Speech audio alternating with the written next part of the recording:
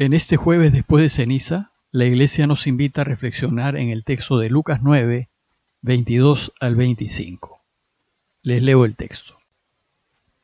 En aquel tiempo dijo Jesús a sus discípulos: El Hijo del Hombre tiene que padecer mucho, ser desechado por los ancianos, sumos sacerdotes y escribas, ser ejecutado y resucitar al tercer día.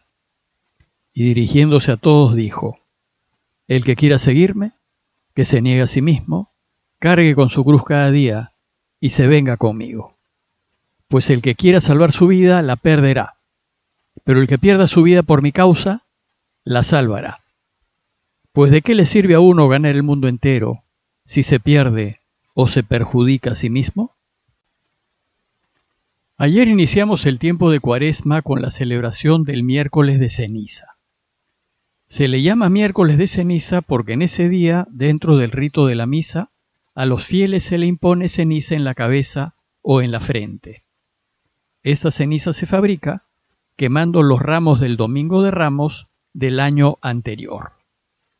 La ceniza tiene varios simbolismos. En primer lugar, simboliza la muerte, por ser aquello que queda después de haberse extinguido el fuego. Y simboliza lo que seremos después de morir. En segundo lugar, simboliza la nada, nuestra realidad pasajera, temporal, el hecho de que todo pase y que en realidad nada somos. Por ejemplo, cuando Abraham en Génesis 18:27 intercede ante el Señor en favor de Sodoma, dice de sí: Mira que soy atrevido por interpelar a mi Señor, yo que soy polvo y ceniza. Es decir, Abraham, al reconocerse ceniza, reconoce no ser nada ante Dios. En tercer lugar, la ceniza simboliza el luto, el duelo, pues muchos pueblos de la antigüedad se echaban ceniza en la cabeza para indicar pena, tristeza, aflicción. Por último, ponerse ceniza en la cabeza es señal de arrepentimiento, penitencia interior y deseos de conversión. En los primeros siglos del cristianismo, los creyentes arrepentidos, antes de recibir el sacramento de la reconciliación, se ponían ceniza en la cabeza para indicar su deseo de conversión. En el camino cristiano todos estamos llamados a una constante conversión, especialmente en este tiempo de Cuaresma. Y la ceniza recibida el día de ayer expresa ese hondo deseo nuestro de volvernos a Dios. A la luz de este camino de conversión que estamos iniciando, el relato que les he leído tiene dos partes. En la primera parte Jesús anuncia su destino y en la segunda parte nos invita a unirnos con Él a ese destino. Lo que supone conversión, esto es, volvernos hacia Dios y vivir para Dios. Veamos la primera parte del texto. Dice así: Dijo Jesús a sus discípulos: El Hijo del Hombre tiene que padecer mucho, ser desechado por los ancianos, sumos sacerdotes y escribas, ser ejecutado y resucitar al tercer día. Se trata del primer anuncio de la pasión según Lucas y es una especie de adelanto del fin de la Cuaresma. Según Lucas, Jesús había venido haciendo una serie de gestos extraordinarios, entre ellos la multiplicación de los panes, y como consecuencia de ello, Pedro lo confiesa delante de los demás como el Mesías de Dios. Jesús entonces se ve obligado a precisar lo confesado por Pedro. Sí, en efecto, Jesús es el Mesías de Dios, pero no en el sentido en que lo entienden todos. Él no es ese Mesías político que todos soñaban, que liderará una rebelión para echar a los romanos de Israel. Él es el Mesías de Dios y ciertamente nos liberará a todos de la muerte, pero lo hará no matando, sino entregando su vida. Por eso empieza el texto diciendo que el Hijo del Hombre tiene que padecer mucho. En el libro de Daniel 7, 11, 14, el Hijo del Hombre es un elegido de Dios, un ungido, un Mesías, que tendrá poder total sobre el mundo y cuyo reino no tendrá fin. Aquí el profeta Daniel llama Hijo del Hombre al Mesías que vendrá. y Jesús usa esta expresión para referirse a sí mismo como el Mesías.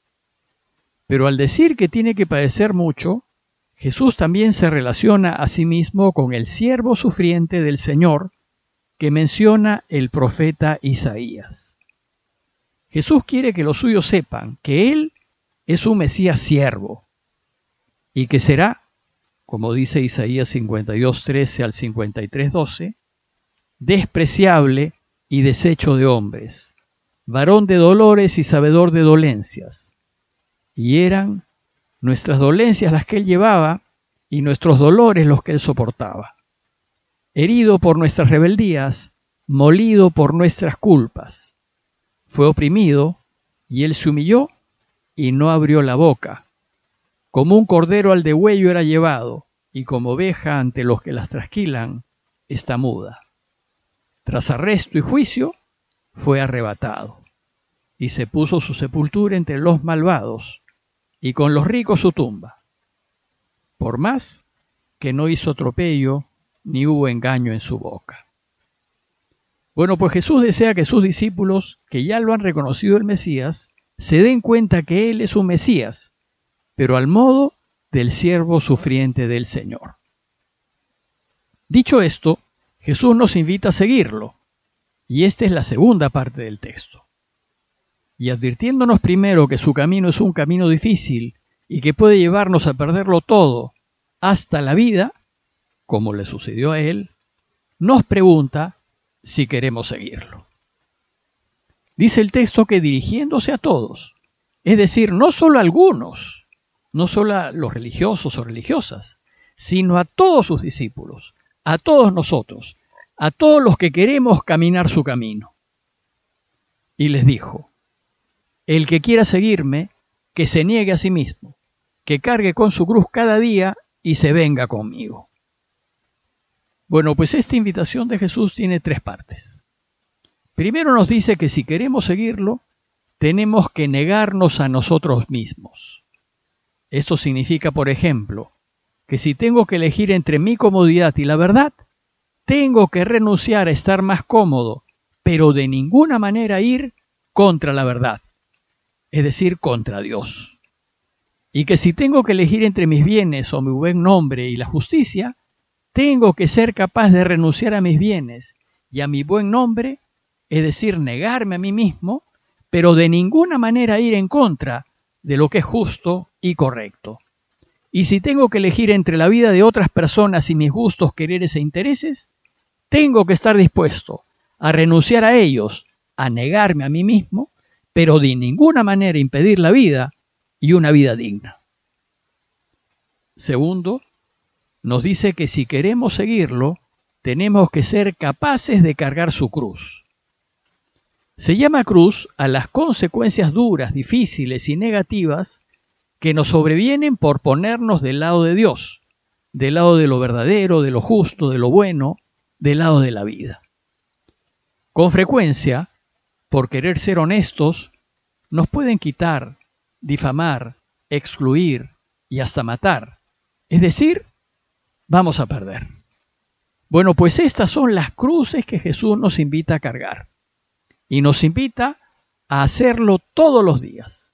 En cada decisión que tomemos, que nos arriesguemos por Dios y estemos dispuestos a perder. ¿Estamos dispuestos a hacerlo? Si estamos dispuestos a elegirlo y asumir las consecuencias de hacerlo, entonces, y esta es la tercera parte, podremos ir con Él y caminar con Él, acompañarlo. Pero Él está yendo hacia Jerusalén, a esa cueva de lobos en donde sus enemigos lo destrozarán. Por tanto, ¿realmente queremos ir con Él? Jesús termina su enseñanza diciéndonos que el que quiera salvar su vida la perderá, pero el que pierda su vida por mi causa la salvará. ¿Y cuál es la causa de Jesús? La causa de Jesús es la causa del Padre, es decir, el bien, la verdad, la justicia, la preocupación por el otro y su vida. Y esto porque quiere que seamos felices y vivamos para siempre. Pues cuando la causa de Jesús se convierte en nuestra causa, lo que en realidad hacemos es construir nuestra felicidad y garantizar nuestra vida eterna. Ahora bien, si por la causa de Jesús lo perdemos todo, e incluso perdemos la vida, Jesús nos garantiza que viviremos para siempre. Sin embargo, si nuestra prioridad no es su causa, sino la causa del mundo, es decir, nuestra seguridad, nuestro bienestar material, nuestra tranquilidad, los aplausos y el poder, el resultado es la infelicidad, la tristeza, la soledad y la muerte. Y la última línea del texto es una pregunta que nos hace Jesús y nos invita a reflexionar. ¿De qué le sirve a uno ganar el mundo entero si se pierde o se perjudica a sí mismo? Jesús nos invita a pensar en la insensatez de buscar ganar el mundo y lo que el mundo valora y aprecia, como riqueza, famas, honores, poder. Si vivimos la vida buscando ganar lo que el mundo busca, es muy probable que tengamos lo que el mundo busca, pero también tendremos efectos colaterales, como una familia disfuncional, unos amigos por conveniencia y sobre todo, soledad. Y con tristeza reconoceremos que hemos desperdiciado la vida y que a pesar de todo lo que tenemos y que hemos ganado, no somos felices. Hay que preguntarnos si vale la pena haber vivido para ganar el mundo entero. Ahora que empezamos la Cuaresma, los invito a reflexionar en nuestras vidas y ver hacia dónde las estamos dirigiendo, hacia Dios y la felicidad o hacia la muerte y la desgracia. Y considerar que con Cuaresma estamos empezando un tiempo privilegiado para reorientar nuestras vidas hacia Dios y recuperar el camino de la felicidad. Pero ello supone arriesgar la vida por lo de Dios y estar dispuestos a perderla. Pidámosle a Dios su ayuda para animarnos a iniciar este camino de Cuaresma. Parroquia de Fátima, Miraflores, Lima.